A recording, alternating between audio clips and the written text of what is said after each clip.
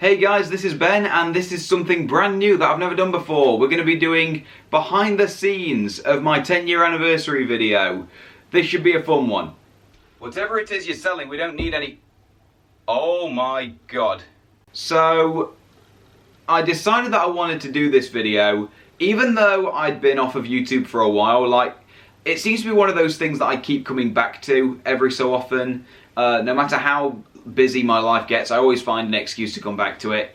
And I knew that this anniversary was coming up, and you only get one chance. You only get one chance to celebrate 10 years. And I thought, you know, with how busy my life is these days, this might be the last chance I ever get to make a video like this. So I didn't want to miss out on that opportunity. You get one chance to celebrate your 10th anniversary, so we're not going to let you blow it. I do want to give a special thanks to my girlfriend, now my fiance, as the video implies, Alicia.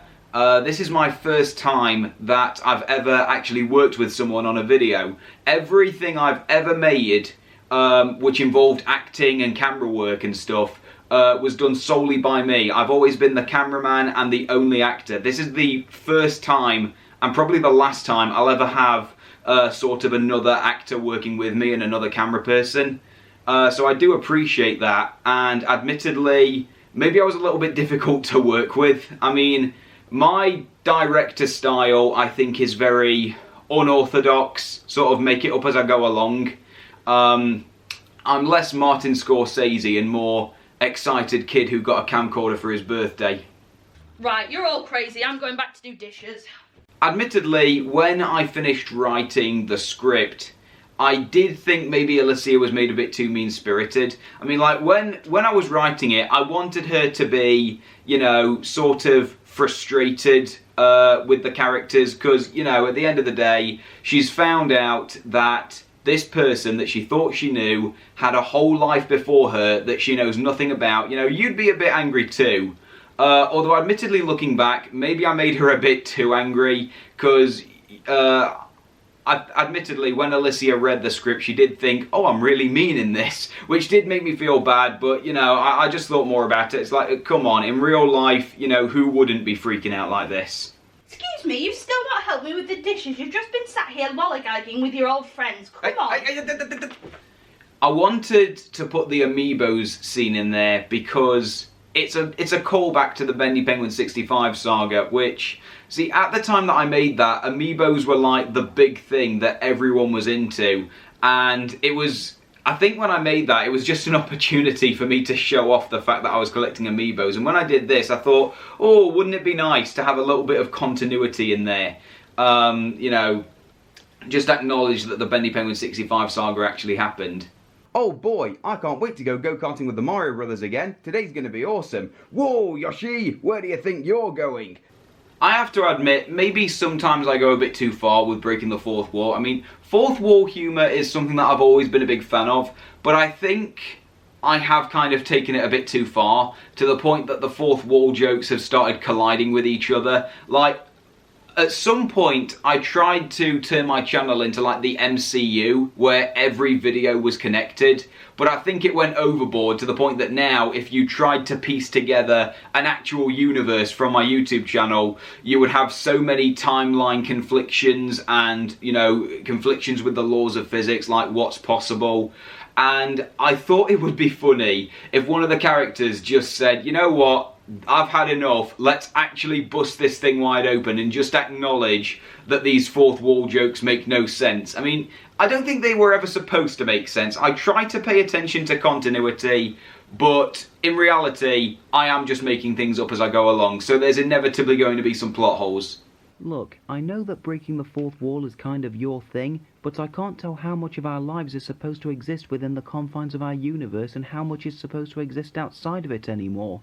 The Plants vs Zombies music video, I did intend to upload that back in 2011. Like, at the time, I was going on holiday to Mallorca, and so because of that, I wasn't going to be able to record and upload any new videos. So I thought, oh, let's record like a sort of comedy sketch and upload it. But it was so poor quality and badly made that I just thought, I don't want to put this on YouTube, but, you know, at this point, you know, I've done much worse on my YouTube channel. You know, at this point, you know, I've eaten Marmite, I've eaten hot chili peppers, I've tried to do blindfolded challenges and made a complete arse of myself. So, you know what, at this point, the Plants vs. Zombies music video is one of the least embarrassing things I've done. So I thought, you know what, as a piece of history that's never been seen before, let's upload it, you know. It's almost like, you know, unearthing a hidden gem at this point. It's one of those sort of things that I thought was going to be lost to the sands of time, and I'm very relieved I've still got it saved so I can actually show it to you guys. Oh yeah, the music video! I never uploaded it because of how bad it was. It was embarrassing. The Bendy Penguin 64 movie was going to be a thing. Like, I didn't make this up for the video. After I did the Bendy Penguin 65 saga, I always wanted a continuation, or a sequel, or a prequel, just something to expand upon that world that I'd created. And I was going to do a sequel where the Loan Shark, who was an unseen character from the Bendy Penguin 65 saga, I think he was mentioned in episode 4 or 5, I think it was 5 actually. I wanted him to come back as a villain in a sequel to the Bendy Penguin 65 saga, but this was at the point where I was really busy with university, and then I got a job, and I just kept putting it off. But then, I think about a year after the Bendy Penguin 65 saga, even though the Loan Shark story never happened, I did think that I might like to make a feature film that was like, that was going to be the finale. And all of the story that I covered in this video actually was what I had planned. There was going to be a scene right at the start where Ben meets the original penguin that everyone was cloned from. And, you know, he says, oh, we need your help, and here's how it happened. Then it flashes to 2 weeks earlier. And there was going to be a Red Dead Redemption shootout and a song and dance at the end. I never wrote an official script. These were just ideas, but the whole thing never happened.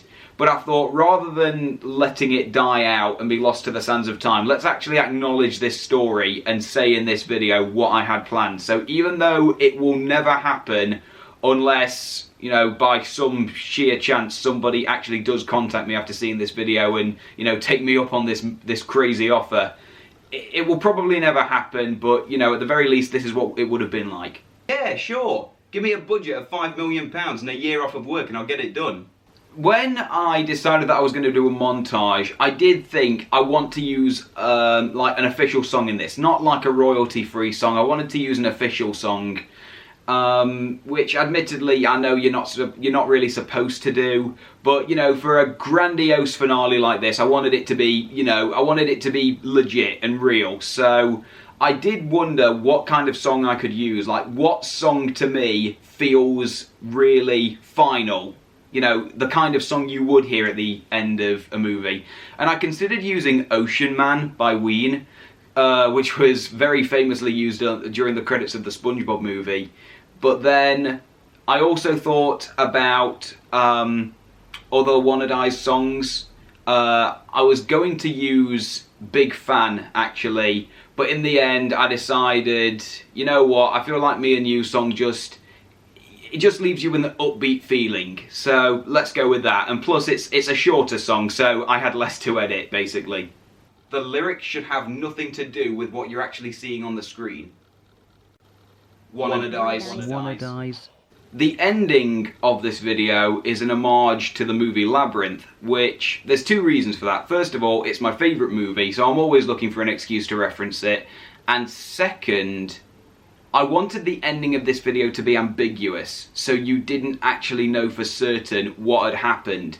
And when I think of ambiguous endings that are open to interpretation, Labyrinth always comes to mind. It's one of those endings where it gives you just enough information to start working out what happened, but not enough that you could come to a definitive conclusion. So and that's what I wanted here. So I think when Ben awakes from his dream, like, I think the last 3 or 4 lines of that monologue are lifted, like, word for word from Labyrinth. And if you've seen the movie, you probably noticed that already.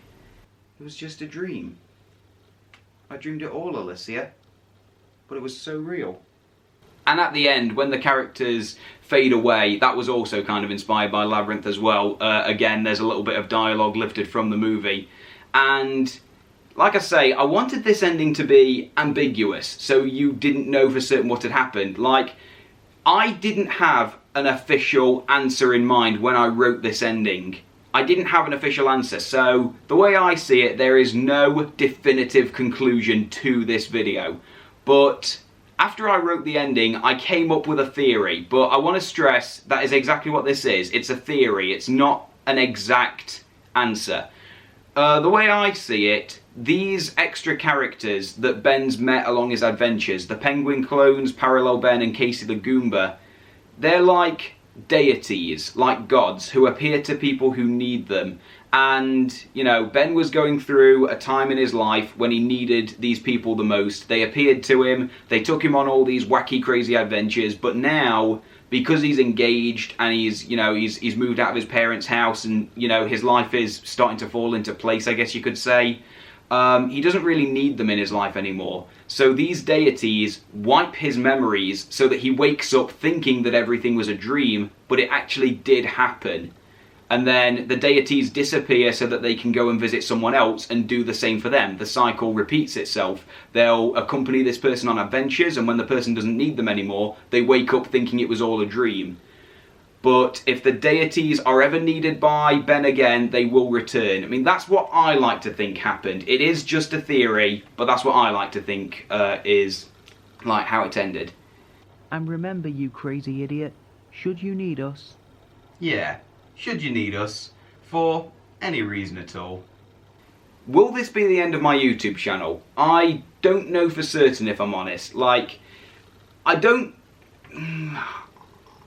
want to give a definitive answer, to be honest. Like, there is always a chance I could return, but I'm so busy these days with just so much happening in my life, like my job, my family, my fiance, stuff like that, that I don't really have time to commit to YouTube as much as I used to. So, honestly, this could be the last video, it might not. Maybe I'll find time to return, maybe I won't. But would I be happy if this was the end? I think I would. I think, given, you know, everything that's happened over the past 10 years, all the different directions that my channel's gone in, this is the perfect ending. So if this was how it ended, that would be fine by me.